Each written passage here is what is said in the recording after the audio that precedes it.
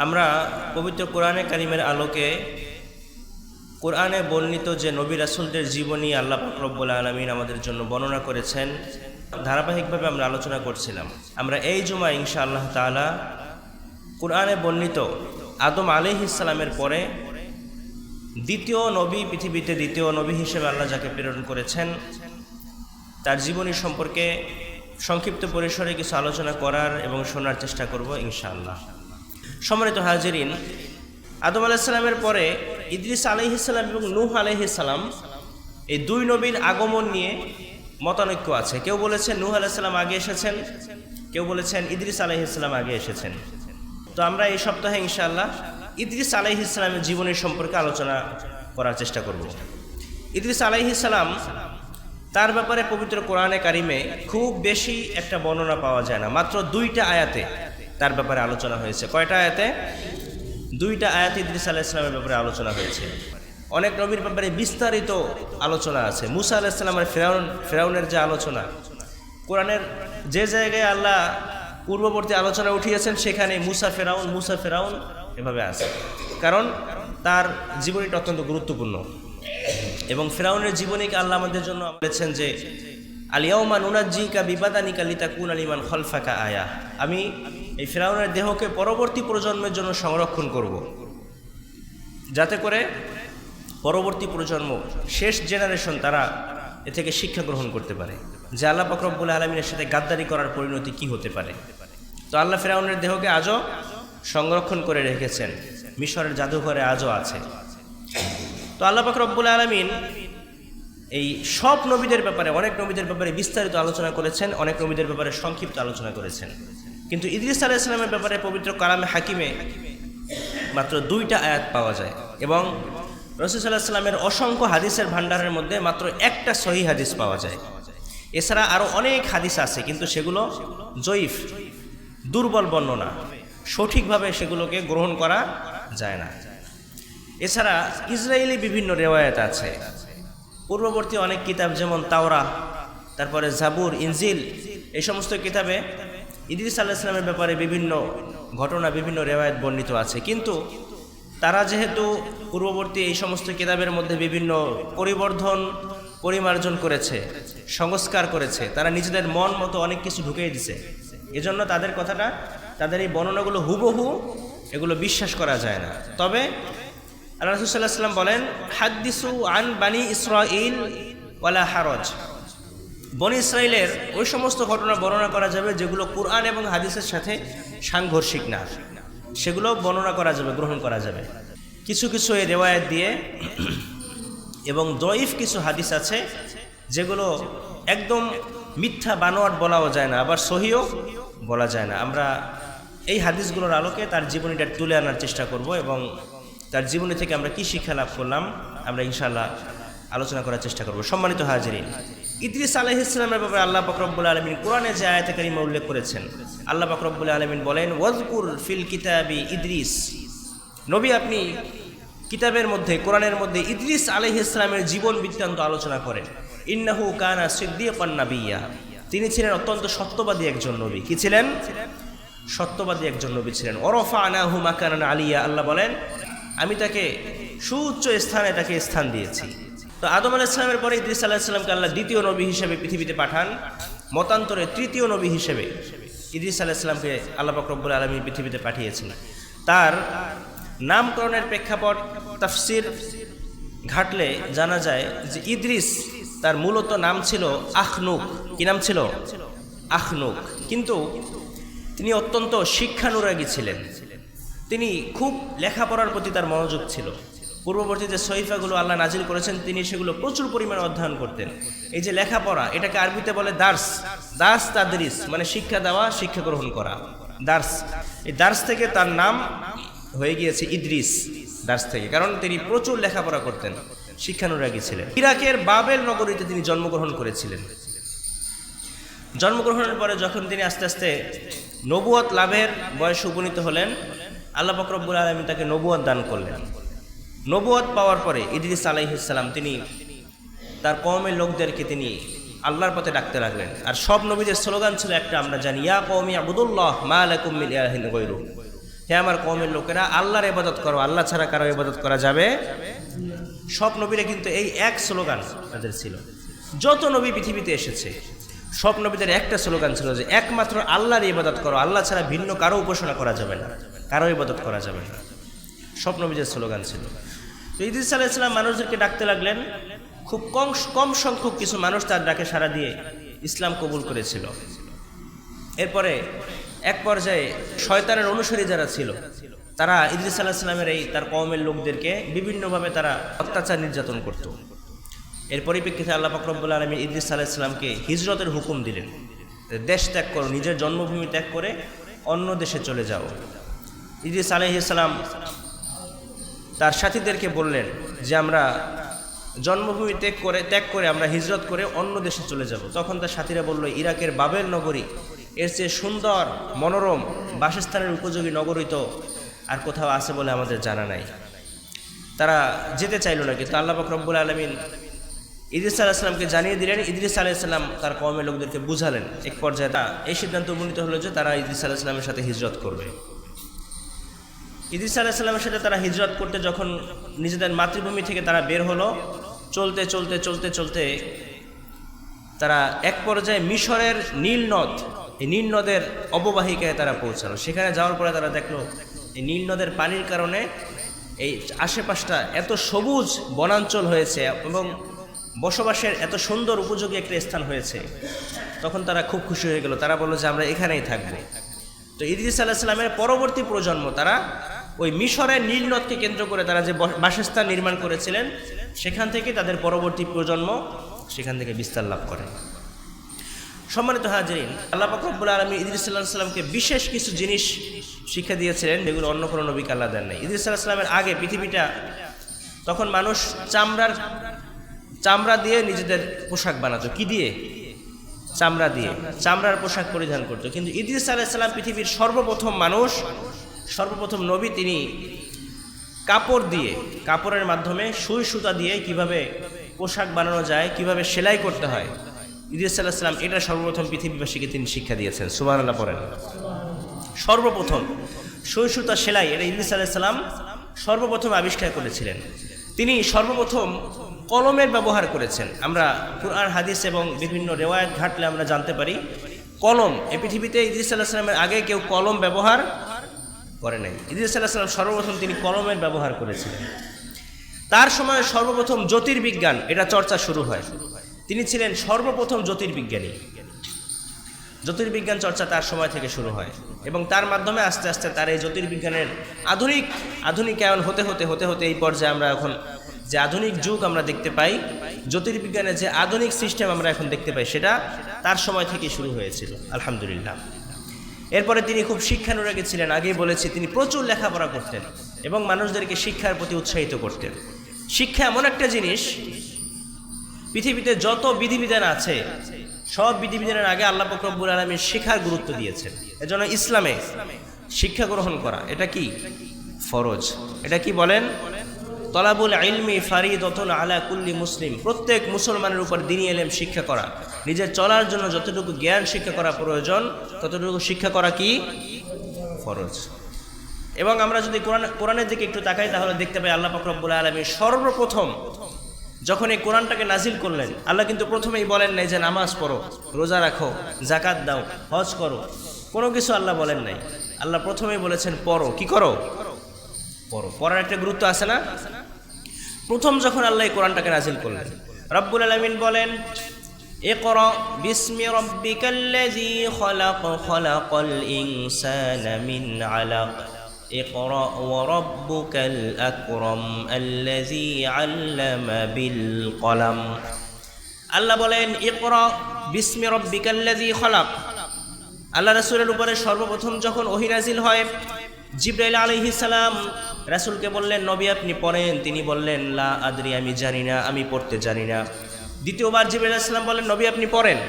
বিশ্বনবী বলেন আমি পড়তে জানি না, কারণ বিশ্বনবীকে পৃথিবীর কোন শিক্ষক শিক্ষা দেন নাই, বরং তার শিক্ষক স্বয়ং আল্লাহ। এবারে জিবরাইল আলাইহিস সালাম বিশ্বনবীকে বুকের মধ্যে জড়িয়ে ধরে বুকের মাঝে একটা চাপ দিলেন। চাপ দেওয়ার পরে এবার ছেড়ে দিয়ে বললেন, নবী আপনি পড়েন। এবার তিনি পড়তে আরম্ভ করলেন, ইকরা বিসমি রাব্বিকাল্লাযী খলাক, পড়ুন আপনার প্রভুর নামে যিনি আপনাকে কি করেছেন, সৃষ্টি করেছেন।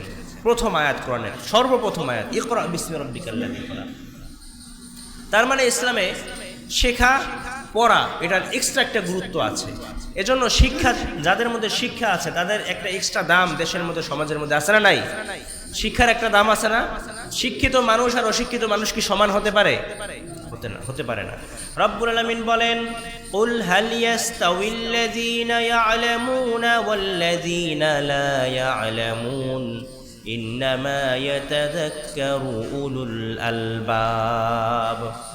আল্লাহ বলেন, নবী আপনি বলেন, যারা জানে আর যারা জানে না, যারা শিক্ষার মাধ্যমে জেনেছে আর জানে না, শিক্ষা গ্রহণ করে নাই, তারা কখনো সমান হতে পারে না। সমান হতে পারে না। শিক্ষিত মানুষ যেটা বুঝে, অল্প কথায় এক কথায় যেটা বুঝে, অশিক্ষিত মানুষ কি সেটা বুঝবে না। এজন্য শিক্ষার একটা গুরুত্ব আছে। ইদ্রিস আলাইহিস সালাম পৃথিবীর সর্বপ্রথম মানুষ যিনি শিক্ষা এবং শিখানোর প্রতি তাকিদ দিয়েছেন এবং নিজে খুব লেখাপড়া করতেন, শিক্ষানুরাগী মানুষ ছিলেন। ইদ্রিস আলাইহিস সালামের সময় সর্বপ্রথম গাণিতিক সূত্র আবিষ্কার হয়। ম্যাথমেটিক্যাল, এই যে বর্তমান আধুনিক যে সূত্রগুলো আমরা পড়ি, আধুনিক যে সূত্রগুলো আমরা দেখতে পাই, এই গাণিতিক সূত্রের সর্বপ্রথম আবিষ্কারক ছিলেন ইদ্রিস আলাইহিস সালাম। অনেক কিছু আল্লাহ তার মাধ্যমে পৃথিবীতে নতুন নতুন পাঠিয়েছেন যেগুলো এর আগে ছিল না। ইদ্রিস আলাইহিস সালাম সর্বপ্রথম জমি চাষকে আধুনিকায়ন করেছেন। কিভাবে জমি চাষ করতে হয়, জমি চাষকে কিভাবে নিত্য নতুনভাবে আপডেট করা যায়, এটা কি ইদ্রিস আলাইহিস সালাম শিখিয়েছেন এবং সেটার আপডেট ভার্সন এখন বর্তমানে আমরা দেখতে পাই। এখন আর জমি চাষ করতে হলে কৃষকের প্রয়োজন হয় না, একটা মেশিন ছেড়ে দিলে অটোমেটিক সে ফসল বোনাতে পারে, আবার ফসল কেটে ঘরে আনতে পারে, ঠিক কিনা বলেন? ইদ্রিস আলাইহিস সালাম সর্বপ্রথমে জমি চাষকে আধুনিকায়ন করেছেন। তারপর থেকে আস্তে আস্তে আপডেট হতে হতে আজকে এই পর্যায়ে আমরা আধুনিক কৃষিকাজ এটাকে আমরা দেখতে পাই। সুবহানাল্লাহ পড়েন। ইদ্রিস আলাইহিস সালাম কর্মঠ ছিলেন, প্রচুর পরিমাণে পরিশ্রম করতেন এবং তিনি অলসতাকে স্থান দিতেন না, অলসতাকে তিনি বর্জন করতে বলেছেন এবং বেশি বেশি পরিশ্রম এটাকে তিনি তাকিদ দিয়েছেন। এজন্য আমরা অলসতা এটাকে আমরা স্থান দিব না, আমরা বেশি বেশি পরিশ্রম করব, কারণ সফলতার মূল চাবিকাঠি হচ্ছে পরিশ্রম। সফলতার মূল চাবিকাঠি কি? পড়েন না আপনারা? বই পুস্তকে পড়েন নাই? পরিশ্রম সফলতার চাবিকাঠি। পরিশ্রম যদি আপনি না করেন তাহলে আপনি কখনো সফল হতে পারবেন না। এই পৃথিবীর যারা সফল ব্যক্তি আছেন প্রত্যেকেই দেখবেন তার অতীত ঘাটলে প্রচুর পরিশ্রম করেছেন, খেয়ে না খেয়ে পরিশ্রমের ফল সে পৃথিবীতে সফল হয়ে গিয়েছেন। এটা ইদ্রিস আলাইহিস সালাম আমাদেরকে শিখিয়েছেন যে কর্মঠ হতে হবে, সফল হতে হবে। সম্মানিত হাজিরিন, এগুলো ইদ্রিস আলাইহিস সালামের জীবনী থেকে আমরা শিক্ষা লাভ করতে পারি এবং সেখান থেকেই আপডেট আজকে আমরা বর্তমানে এই আধুনিক যুগে আমরা প্রবেশ করছি। পৃথিবীর আধুনিক যুগের সর্বোৎকৃষ্ট যে আধুনিকায়ন আমরা দেখতে পাই বর্তমানে। এর থেকে বেশি ইদ্রিস আলাইহিস সালামের জীবনীর ব্যাপারে আর বেশি আলোচনা পাওয়া যায় না, তবে দুইটা ঘটনা ইদ্রিস আলাইহিস সালামের মৃত্যুর ব্যাপারে পাওয়া যায়। আমরা সেই ব্যাপারে আলোচনা করে এরপরে আমরা আলোচনা শেষ করব। ইদ্রিস আলাইহিস সালামের মৃত্যুর ব্যাপারে দুইটা বর্ণনা আছে। কয়টা? দুইটা। আমরা দুইটা বর্ণনাই বলবো। এক নাম্বার, ইদ্রিস আলাইহিস সালামের মৃত্যুর ব্যাপারে একটা বর্ণনা আছে যে তিনি মৃত্যুকে খুব ভয় পেতেন। অত্যন্ত আল্লাহর প্রিয় নবী ছিলেন, কিন্তু মৃত্যুকে ভয় পেতেন। মৃত্যুকে আমরাও ভয় পাই না? ভয় পাই। মৃত্যুকে তিনিও ভয় পেতেন। তো মৃত্যুকে ভয় পাওয়ার কারণে তিনি চিন্তা করতেন যে মৃত্যু থেকে কিভাবে বাঁচা যায়। অনেক চিন্তা ভাবনা করে তিনি একটা সিস্টেম বের করলেন। তিনি ভাবলেন যে যদি কোনোভাবে পৃথিবী থেকে আকাশে যাওয়া যায় তাহলে মৃত্যু থেকে বাঁচা যাবে। তো এই চিন্তা করে তিনি চিন্তা করলেন যে মৃত্যু থেকে বাঁচতে হলে তাহলে আকাশের যে ফেরেশতা আছে তাদের সাথে বন্ধুত্ব করতে হবে। তো ফেরেশতারা তো ওহী নিয়ে আসে। ফেরেশতার সাথে বন্ধুত্ব করার চিন্তা ভাবনা করে তিনি একজন ফেরেশতার সাথে বন্ধুত্বের সম্পর্ক গড়ে তুললেন, বন্ধু বানালেন ফেরেশতাকে। ইন্টারেস্টিং না ঘটনাটা? মজাদার একটা ঘটনা। তিনি ফেরেশতাকে বন্ধু বানালেন। বানানোর পরে এবার তিনি একদিন সেই ফেরেশতা বন্ধুকে বললেন যে বন্ধু আমি একটু আকাশে যেতে চাই, আসমানে যেতে চাই আমি। তো সে বলল এটা কিভাবে সম্ভব? এটা তো সম্ভব না, কারণ আসমানে সেখানে একটা রেস্ট্রিকশন আছে, কেউ চাইলেই সেখানে ঢুকতে পারে না। আর্মি ক্যান্টনমেন্ট, সেখানে কি সবাই ঢুকতে পারে? লেখা আছে দেখবে নো এন্ট্রি, এখানে ঢোকা যাবে না, চাইলেই সবাই ঢুকতে পারবে না, যাদের এখানে ঢোকার অনুমতি আছে তারাই ঢুকতে পারবে। তো আকাশের ওইভাবে দরজা আছে, গেট আছে, চাইলেই সবাই ঢুকতে পারে না। তো এই ফেরেশতা বলল ঠিক আছে দেখি আমরা পারা যায় কিনা। ইদ্রিস আলাইহিস সালামকে কিতাবের বর্ণনা অনুযায়ী ইদ্রিস আলাইহিস সালামকে ওই ফেরেশতা পাখার মধ্যে ঢুকিয়ে এবার তিনি আকাশের পথে রওনা হলেন। প্রথম আসমানে যখন তিনি পৌঁছানোর পরে তিনি আকাশের দ্বাররক্ষী ফেরেশতা, সেই ফেরেশতাকে বলল, কি ব্যাপার, তুমি অসময়ে চলে এসেছো, এখানে আসা তো কিছু সময় আছে। তো ফেরেশতা বলল যে আমি যেতে চাই, ভিতরে ঢুকতে চাই। তো আকাশের যে দ্বাররক্ষী ফেরেশতা ছিলেন তিনি দেখেন নাই যে ইদ্রিস আলাইহিস সালামকে তিনি পাখার মধ্যে লুকিয়ে নিয়ে গিয়েছেন। তো ফেরেশতা অনুমতি দিলেন, অনুমতি দেওয়ার পরে এবার ওই ফেরেশতা দ্বিতীয় আসমানে পৌঁছালেন। এভাবে তৃতীয় আসমান, চতুর্থ আসমানে যখন ওই ফেরেশতা পৌঁছালেন তখন দেখলেন যে আসমানের উপর থেকে একজন ফেরেশতা প্রচণ্ড বেগে পৃথিবীর দিকে নেমে আসছে। এটা দেখে তিনি ওই ফেরেশতাকে ডাক দিয়ে বললেন যে কি ব্যাপার, আপনি এত দ্রুত বেগে পৃথিবীর দিকে চলে যাচ্ছেন কেন? তখন তিনি বললেন যে আল্লাহ পাক রব্বুল আলামিন আমাকে একজনের রূহ কবজের, জান কবজের আদেশ করেছেন, আমি তার রূহ কবজ করতে যাচ্ছি। তিনি হচ্ছেন মালাকুল মাউত।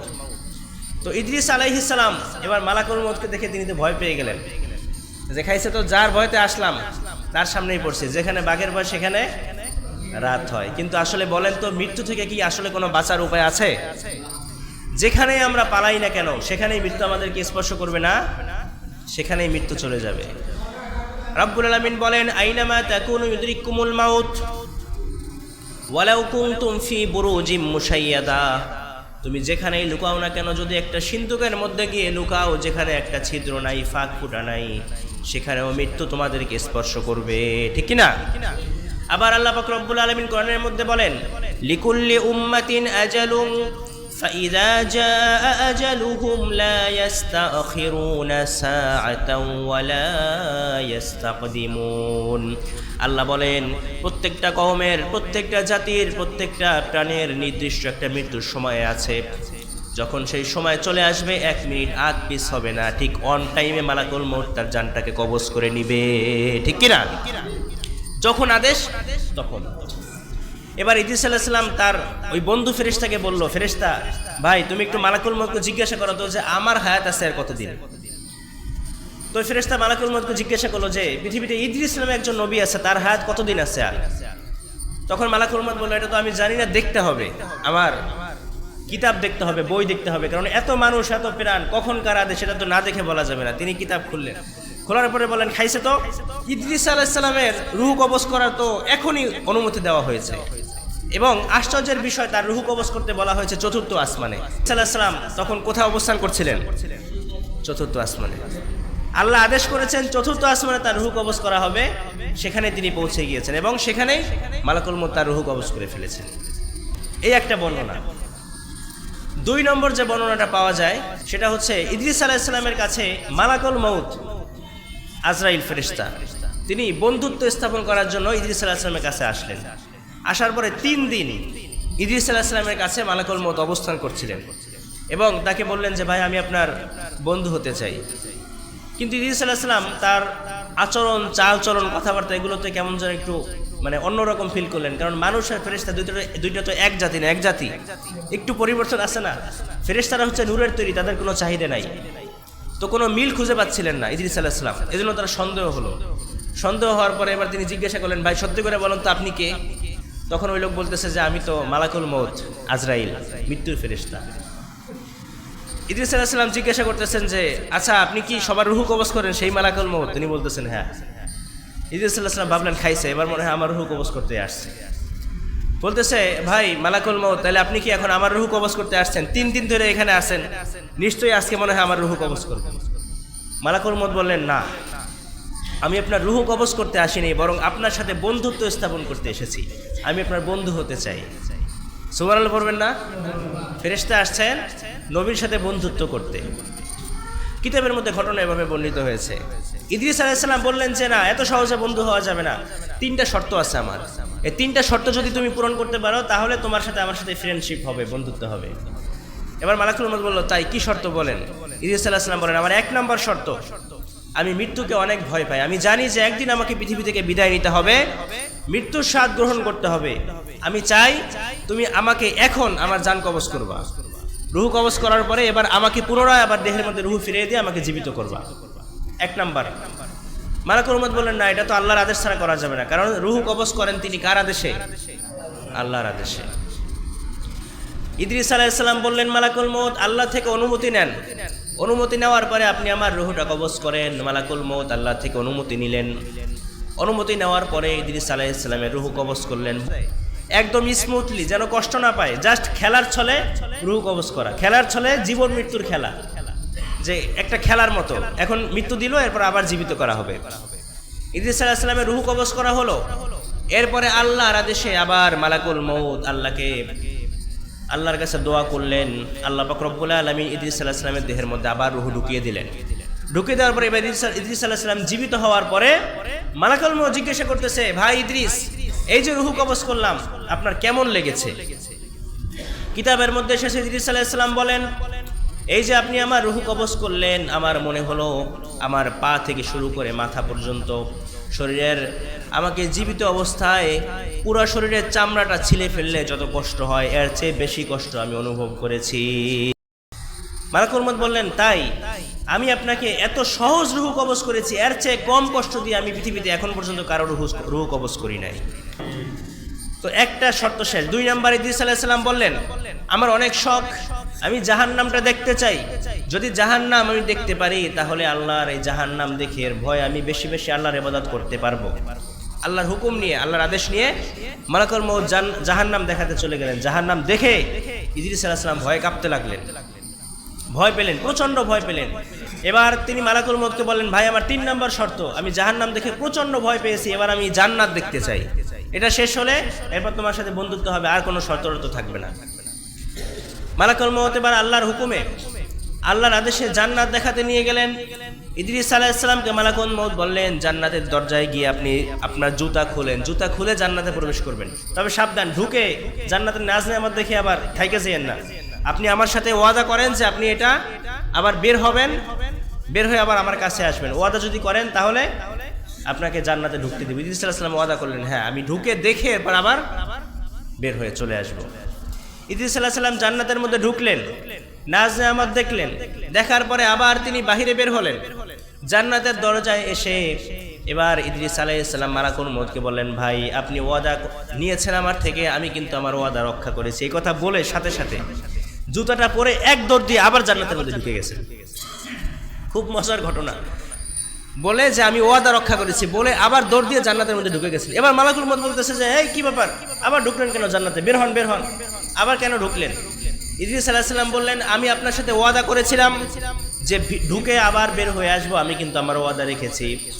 এবার আমি যে দ্বিতীয়বার ঢুকলাম, আল্লাহ বলেছেন এই পৃথিবীতে প্রত্যেকটা প্রাণীকে একবারই মৃত্যুর স্বাদ গ্রহণ করতে হবে এবং এরপরে সে জান্নাত অথবা জাহান্নামে ঢুকবে, আর যে একবার জান্নাতে ঢুকবে সে আর কোনোদিন বের হবে না।